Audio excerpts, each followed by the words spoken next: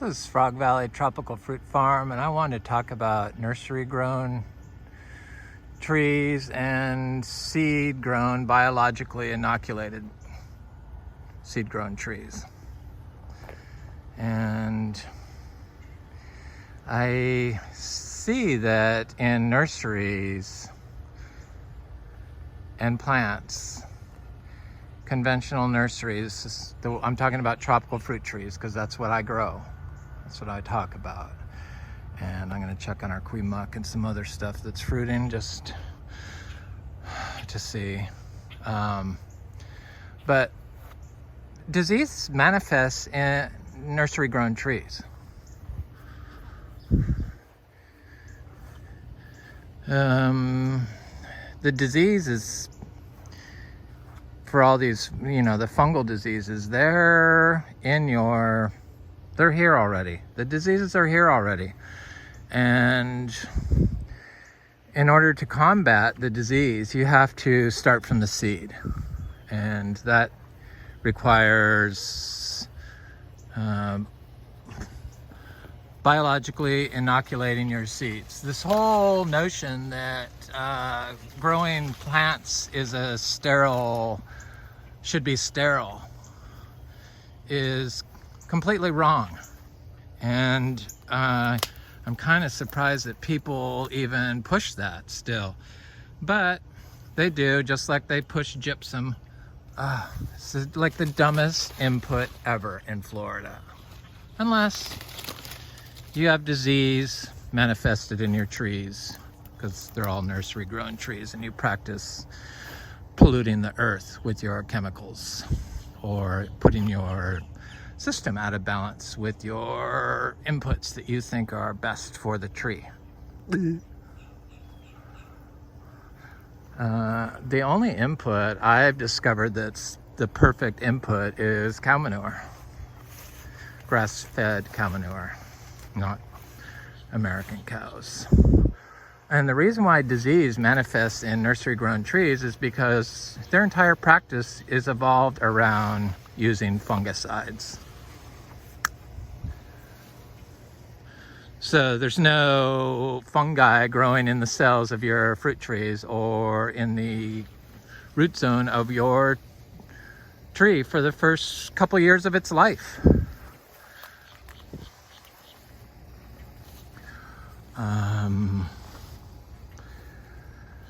It's kind of shocking that the fungi that grows inside the cells of the plants has completely been ignored, and whole systems have been developed and products have been created to wipe it out and erase it from the tree and the plant. Even the trees that don't form mycorrhiza relationships use the nutrients that the fungi produces when it degrades, the enzymes, when it degrades, because fungi are degraders. They're recyclers. And the non-mycorrhizal forming relationship of the plants like kale, they need the nutrients that the fungi creates, even if the fungi is not growing in these plant cells of like your mango, your nursery grown mango that you spray copper on consistently. It's like so unnecessary here. It's scary, and I'm so glad that I created this place. It's just me doing it, but still, I created enough to show people that what they say is not true. And my videos have helped me get answers that I didn't know. So if they're able to do that for me, I'm sure, and I've heard that they do it for other people. So yeah, I like making the videos. I just try to make them smart rather than stupid, because the videos, they don't give you any information on YouTube for growing tropical fruit trees. It's mostly a look at me. And I have the most plants. It's kind of crazy, but they don't tell you how to grow them. And that's what I want to know. I want to know how to grow them, because they obviously don't know how to grow them here in Florida. I mean, it's kind of obvious. when you're warned against eating any citrus from Florida grown citrus, and it's the #1 agricultural crop we grow, that they kind of don't know what they're doing. That's kind of bad for your food publicity. The only people they're going to get to believe it are the people that are already brainwashed and not getting the nutrients through their food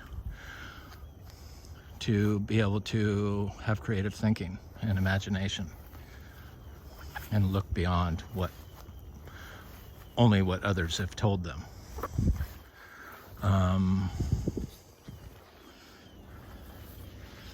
The seed-grown trees, you have to inoculate them, and this is a rasa pote, and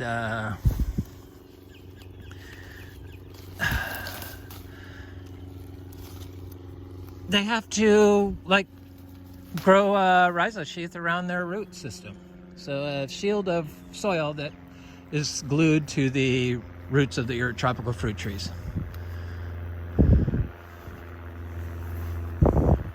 Some people try to do it partially, and they get coco coir and then they buy a product, a mycorrhiza.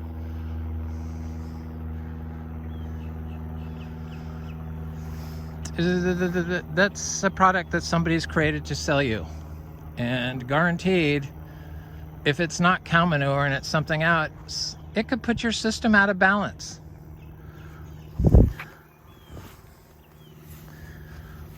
Cow manure and earthworm castings. It's all you need here in Florida.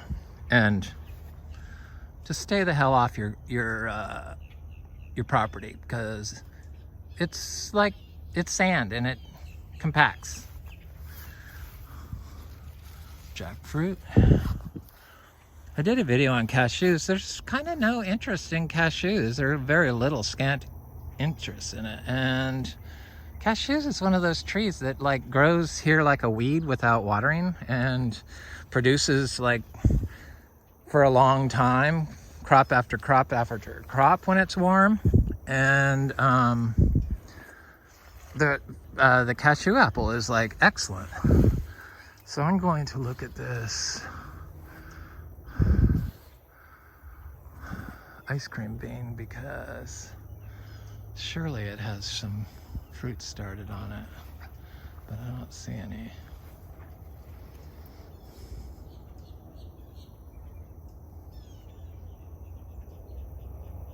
Those dangling things that look like ice cream beans are not fruit. That's like exhausted flowers, like there.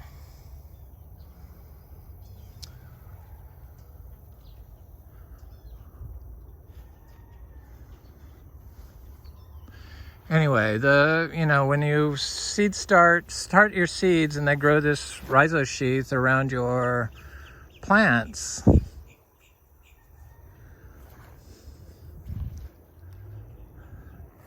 like the sugar apple, I found that all of our sugar apples, the big ones, they're always disease prone with the black spots on the fruit, but none of our seed grown trees are. So that pretty much sums it up. Same with the mangoes. Our seed grown mangoes, no disease.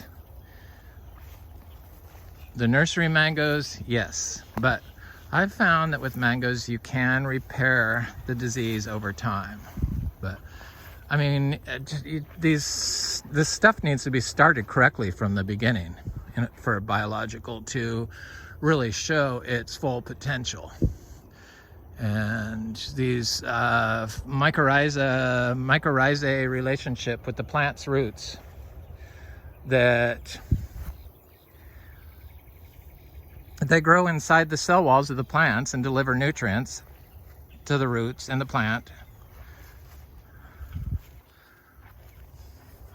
aren't included in this chemical stupidity agriculture they tried to create here in Florida, that's just have shown it's what it can do on sand with the citrus industry. So I don't need to see anymore, and I know all the issues they have in mangoes that we don't seem to have.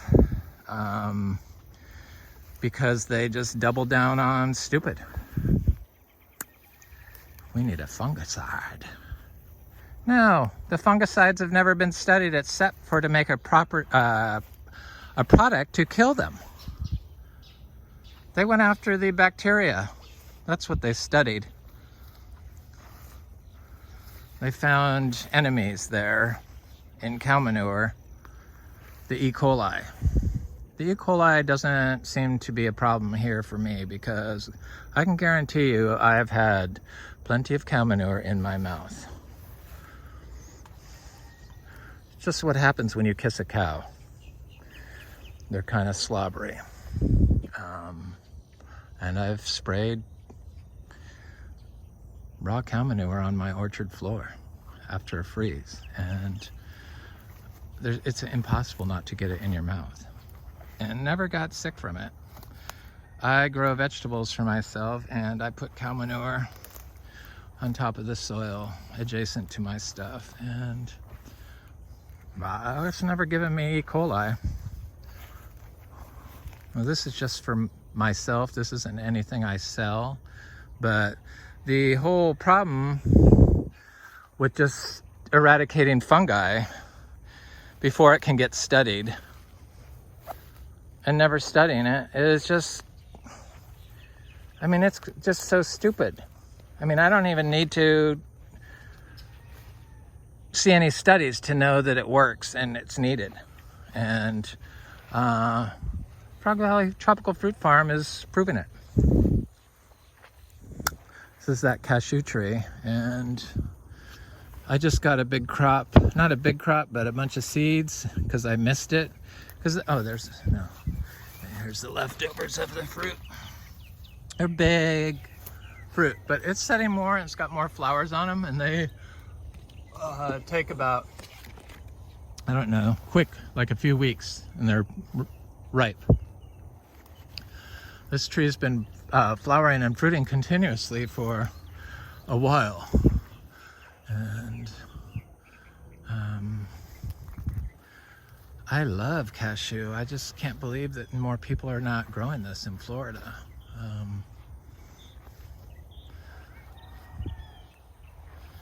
Anyway, our seed-grown trees,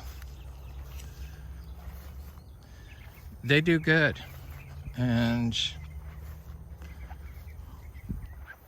these filthy freaking nurseries that they spread their methods to everyone's backyard are just like it's so low functioning that they continue to do that and in Florida and destroy Florida. It's the chemical people. It's about money. That's what it became about.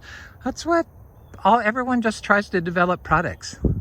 And it's just about the cow manure, the earthworm castings, and letting nature in your system and planting your tropical fruit trees, starting them from seed. It's that freaking simple here. That's all it takes. There is no better product. We could turn Florida into a tropical fruit Eden.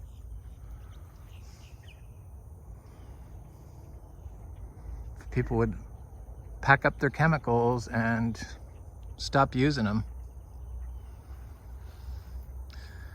Anyway, this is Frog Valley Tropical Fruit Farm. I hope you have a good day.